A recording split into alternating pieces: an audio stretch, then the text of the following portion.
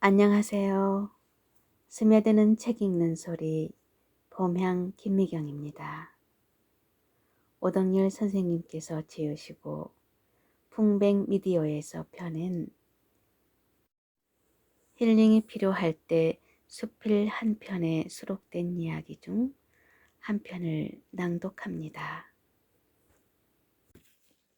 수필에게. 어이 수필, 내 친구야. 여태까지 살아온 자네의 행적에 대해서는 뭐라고 아무 말도 않겠네.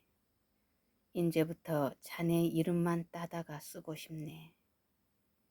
소설처럼 말이세. 자네와 내가 친구가 된 것은 윤호영 선생의 수필문학 입문 때문에 맺어진 인연 때문이었네. 이 책은 당시 유일한 월간지였던 수필문학의 필명과 본명 두 가지로 연재한 후 그 원고를 묶어 출간한 책이네. 서구문예 사조가 밀려오던 무렵 자네는 타 장르가 다 받아들인 창작 이론을 받아들이지 않았네. 딸깍발이 근성을 보인 것인가? 그때부터 신변 잡기니 여기에 문학인이 하는 말들이 자네 꼬리를 따라다녔네. 그래도 눈먼 장닭처럼 까불어댔지. 그게 뭐냐고? 꼬리표를 때려 노력하지 않은 것이지 뭐. 또 허구 논쟁이 아니겠어. 상상은 표현되지 않은 허구요. 허구는 표현된 상상이다. 이 한마디면 다 해결될 일을 가지고 수필 문단적 우세를 산 셈이지. 이 사람아, 상상과 허구는 한 몸뚱이인 것이요. 그런데 상상은 되고 허구는 안 된다고 했으니 원. 옆에서들 얼마나 웃었겠어. 지도자가 그랬으니 밑에서 공부하는 사람은 그릇된 사설을 배워 글을 쓸 수밖에 없다는 얘기가 아닌가.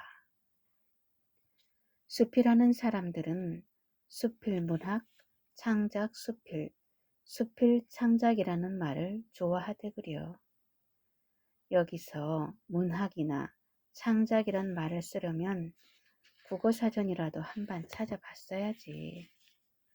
아무 사전이나 펼쳐서 문학을 찾아보세. 생각이나 감정을 상상의 힘을 빌려 글자로 나타낸 예술과 그 작품, 시, 소설, 희곡, 수필과 이들에 관한 평론 같은 것을 포함한다. 남영신 한국어사전 2010 이렇게 설명하고 있네. 또 윤호영 선생의 다음 말을 뼈아프게 새겨듣게. 수필도 단순한 사실의 기록이 아닌 문학인 이상 상상의 세계에 서 있다. 수필에서 창작이란 말을 쓰려면 서양 이론을 빌릴 수밖에 도리가 없네. 우리 이론이 개발되지 않았기 때문이지. 별 수 없이 수필과 비슷한 에세이의 경우를 예로 들 수밖에 없다네. 에세이는 몽테뉴가 비조 아닌가. 몽테뉴의 에세이는 태어나자마자 영국으로 건너갔네.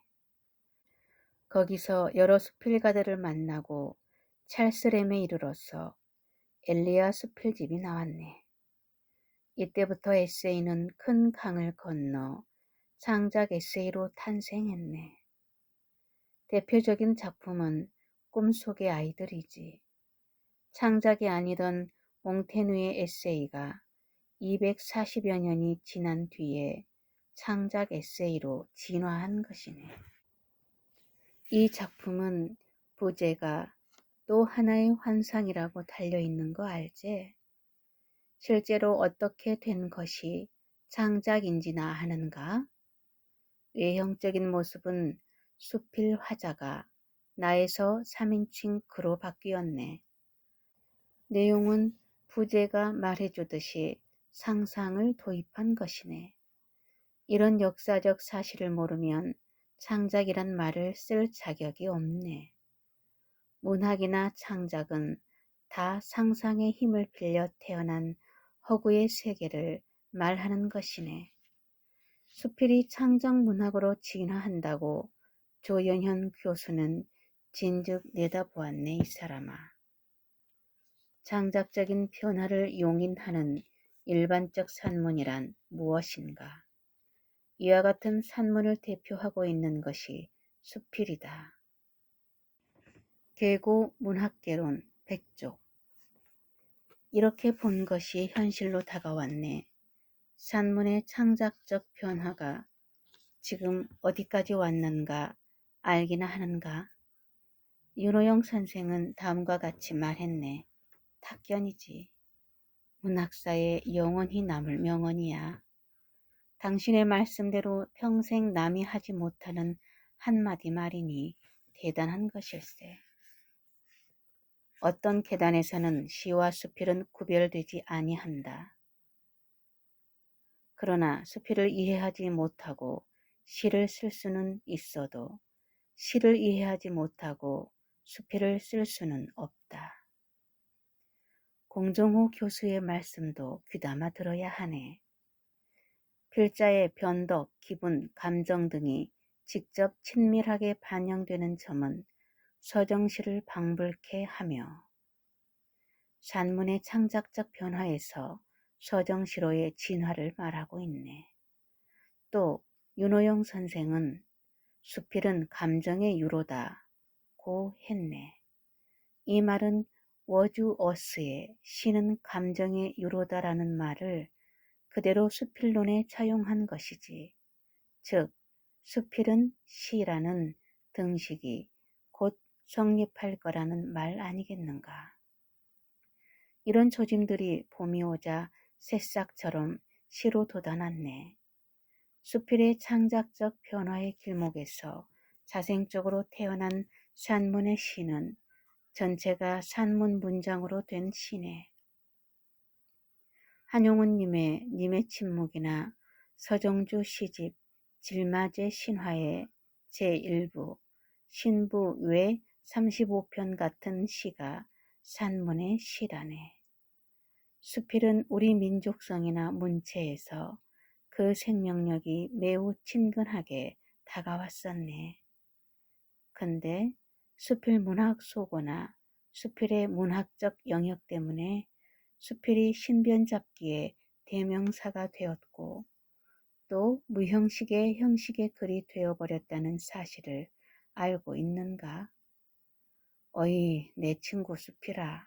그런데 말이시 자네와 사귄 지 수십 년이 아닌가? 그런데도 한 줄기로 서는 수필론을 만나지 못했네. 독학으로 공부하다 보니 그랬을까?